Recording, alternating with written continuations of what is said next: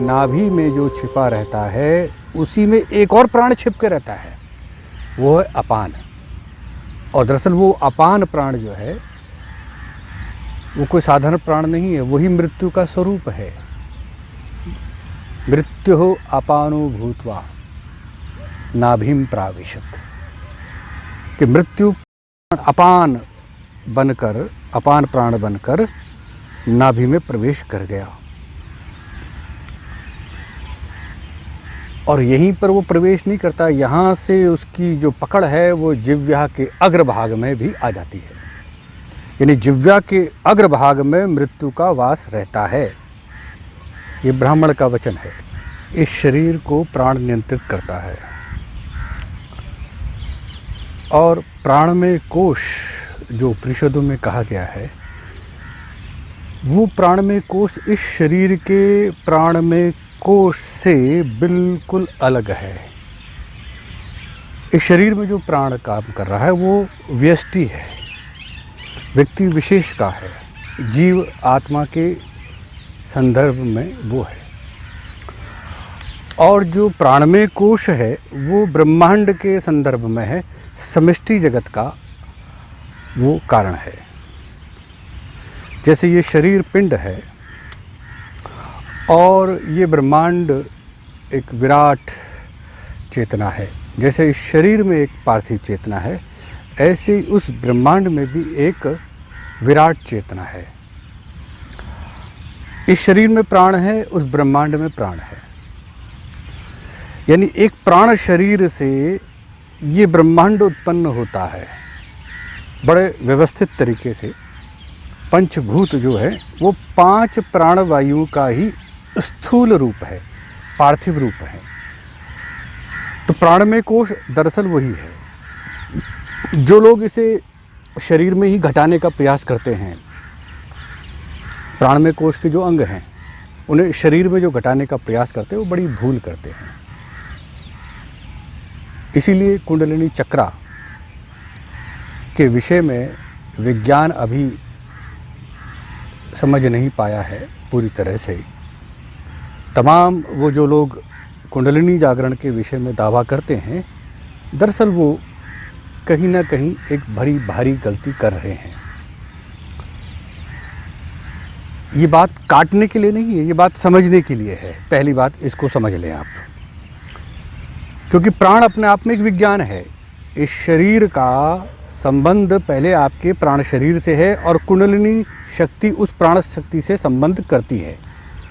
फिर यही कुंडलिनी, अगर इस कुंडलिनी शक्ति को शरीर में जो घटा रहे हैं 7 चक्रों में, मूलतः वो 8 चक्र हैं पर प्रधानतः 7 चक्र पर ही कार्य होता है, बिंदु चक्र पर कार्य नहीं होता। उन 7 चक्रों पर ये जो कुंडलिनी विज्ञान, कुंडलिनी शक्ति का पूरा जो स्वरूप स्थापित है, इसी को विराट स्तर पर अगर करते हैं तो वो महाकुंडलिनी बन जाती है, जो वास्तव में प्राणमय कोश ही है। तो इसमें प्राणमय कोश को अगर आप समझें, बिल्कुल स्पष्ट हो जाएगा कि वो महाकुंडलिनी है। यानी इस शरीर के असंख्य प्राण शरीर के स्वरूप उसमें विलीन हो जाते हैं, उसी से उत्पन्न होते हैं। जब पूरा ब्रह्मांड, ये पूरा यूनिवर्स, पूरा मल्टीवर्स, नक्षत्र लोक, तारा लोक, तारा मंडल, ये सारे गैलेक्सी की गैलेक्सियाँ उसके प्राण से उत्पन्न हो रही हैं, वही प्राणमय कोश है। पूंछ उसकी पृथ्वी है, अपान उसका बायां भाग है, व्यान उसका दायां हिस्सा है और सिर उसका प्राण है और धड़ उसका आकाश। यहाँ प्राण का नाम आकाश ही है। शरीर में अगर इसको घटाएंगे तो जो आकाश तत्व वाला प्राण है वो उदान प्राण हो जाता है। पृथ्वी का प्राण आपकी नाभि से छिपा हुआ है, नाभि में छिपा रहता है। और उस पृथ्वी वाले प्राण में, नाभि में जो छिपा रहता है, उसी में एक और प्राण छिप के रहता है, वो है अपान।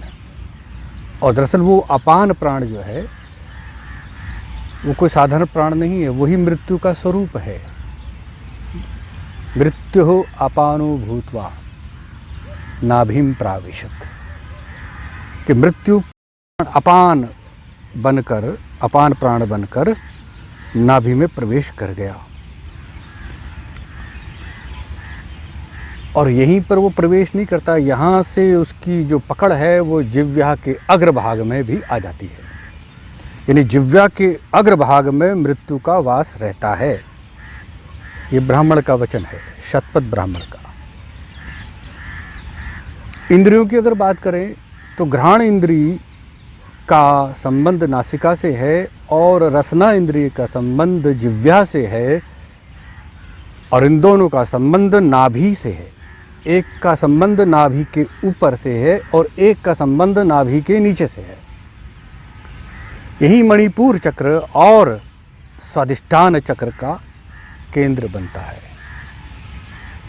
तो इस पर अभी विस्तार से बात नहीं होगी, इतना बड़े गहराई से इस सूत्र को आप समझ लें। समम काया श्रो गिरवम, कि जो काया शरीर, सिर और ग्रीवा गर्दन, ये एक सीध में रहनी चाहिए। पश्चन नासिकाग्रम, नासिका के अग्रभाग में। अब नासिका के अग्रभाग में ही आप ध्यान लगाने लग जाएंगे। ये तो प्रारंभ है, एक संकेत है कि प्रथम घ्राण इंद्रिय, कि श्वासों को आते हुए देखें, जाते हुए देखें, ये ठीक है। इस प्रक्रिया में आप लंबा समय निकाल सकते हैं। मन आपका शांत होता रहेगा, धीरे धीरे धीरे शांत अवस्था को प्राप्त होगा। सांस और गहरी होगी, ध्यान और गहरा होगा, मन के और नींद की अवस्था जो है वो और गहरी होती जाएगी। परंतु संबंध नासिका का घ्राण से है, घ्राण का संबंध पृथ्वी से है। पृथ्वी की जो विषय है वो है गंध, और पृथ्वी का जो प्राण है वो पृथ्वी ही है। पृथ्वी स्वयं में प्राण है, क्योंकि प्राण में कोश में जो पूंछ है वो पृथ्वी है। तो ऐसी असंख्य पृथ्वियाँ, असंख्य पृथ्वियों का मतलब जिनकी कोई गिनती नहीं है। इस यूनिवर्स में कितनी ही पृथ्वियाँ होंगी, उन पृथ्वी को जो शक्ति धारण कर रही है, जो उसका स्वरूप है, इस निचले स्तर पर सृष्टि का जो ये वन उपवन, औषधियाँ, वनस्पतियाँ, अन्न, जल, झरने, ये सब उत्पन्न हो रहे हैं, फल इत्यादि सब प्राप्त हो रहे हैं, सब भोजन प्राप्त हो रहा है, ये सब पृथ्वी का स्वरूप है। पशु पक्षी, जीव जंतु, कीट पतंग, त्रियक, सब ये योनियाँ जो हैं, ये पृथ्वी का तो स्वरूप है। यही पार्थिव जगत है। इसकी मृत्यु है, क्योंकि इसके ऊपर मृत्यु का अधिकार है। और ऐसी असंख्य पृथ्वियाँ, असंख्य पृथ्वियाँ जिनकी कोई गिनती नहीं है, वो उस विराट प्राण स्वरूप परमात्मा के पूंछ है, चरण के समान है।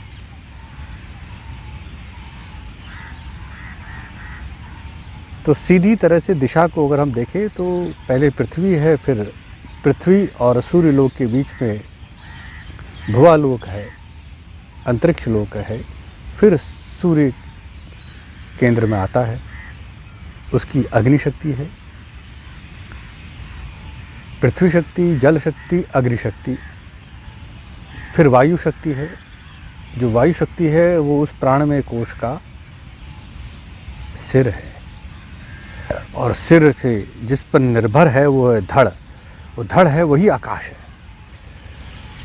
तो असंख्य पृथ्वियाँ, असंख्य ब्रह्मांड जिस प्राण में कोश में विलीन हो जाते हैं, जो उन्हें खींच लेता है, पी जाता है और उन्हीं को फिर उत्पन्न करता है व्यवस्थित ढंग से। कालचक्र में एक एक सेकंड का भी कालचक्र होता है व्यवस्थित रूप से, और ये पूरा ब्रह्मांड, अखिल ब्रह्मांड एक व्यवस्थित कालचक्र से बंधा हुआ है।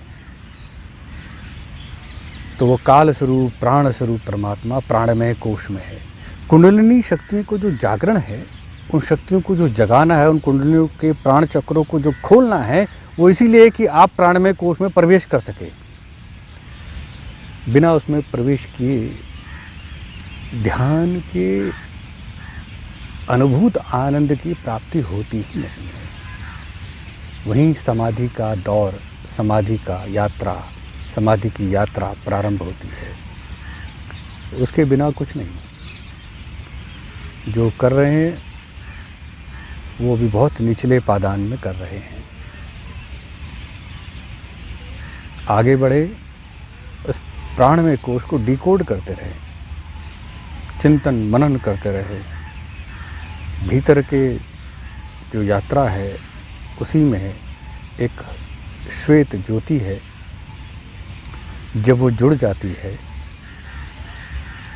तो आत्मा विराट होने लगती है, उसकी चेतना का एक्सपेंशन बढ़ने लगता है, विस्तार होने लगता है, और वो ज्योति ही मार्गदर्शक हो जाती है, वही मार्ग दिखाती है, वही आपके भीतर के प्रश्नों को सुलझाती है, उलझनों को दूर करती है, संशयों को दूर करती है। संशय आत्मा विनश्यति, जो संशय में है, डाउट में है, उसका विनाश हो जाता है।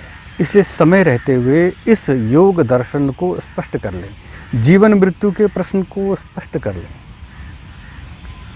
समय को बचाएं। समय का घोड़ा बहुत तेज़ी से भागता है, चलता रहता है, रुकता ही नहीं, किसी के रोकने से नहीं रुकता। इसलिए समय का सदुपयोग करें, ध्यान के लिए समय निकालें, स्वाध्याय करें।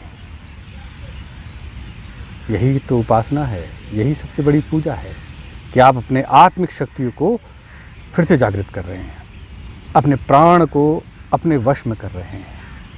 और प्राण को वश में करने का अभ्यास ही मन को अभ्यास में ले आता है।